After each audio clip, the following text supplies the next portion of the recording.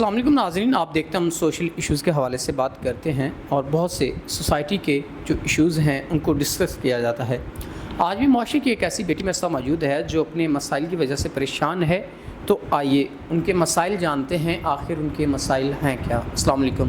وعلیکم السلام۔ اچھا، مجھے بتائیے گا کیا مسئلے مسائل ہیں جن کی وجہ سے آپ پریشان ہیں اور آپ کی زندگی بہت الجھنوں میں پڑی ہے؟ زندگی بہت زیادہ ذلت ترین ہوئی پڑی ہے اور بہت سے کہ ہیں لوگ جن کا میں نے قرض ادا کرنا ہے۔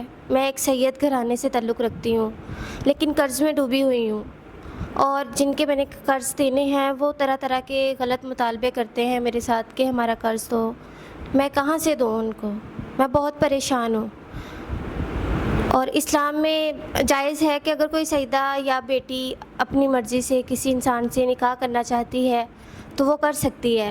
اس لیے مجھے کسی ایسے مرد کی تلاش ہے، ایسے انسان کی جو میری عزت کرے، میرا قرض ادا کرے اور مجھے خوشحال زندگی بسر کرنے کے لیے میرا ساتھ دے۔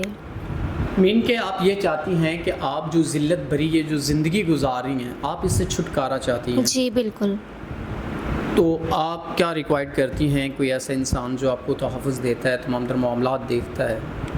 یوں تو آپ کی عزت محفوظ نہیں جس طرح آپ اپنی زندگی کو سروائیو کر رہی ہیں جی بالکل۔ حالات میں میں ایک ایسے انسان سے نکاح کرنا چاہتی ہوں جو بہت اچھا ہو، نمازی پرہیزگار ہو اور میرا قرض ادا کرے، میری عزت کرے اور مجھے تحفظ دے۔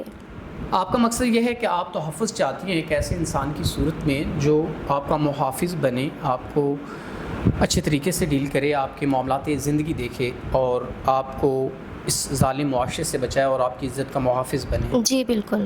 ناظرین، بہن نے واضح طور پہ بتا دیا جو مسئلے مسائل یا جو ان کے معاملات ہیں ان کے حوالے سے، تو ہمیں بحیثیت مسلمان پاکستانی ان ایسی بہنوں کو تحفظ دینا چاہیے اور ان کی عزت کا محافظ بننا چاہیے۔ تو اسی کے ساتھ اپنے میزبان نواب احمد کو دیجیے گا اجازت۔ خدا حافظ۔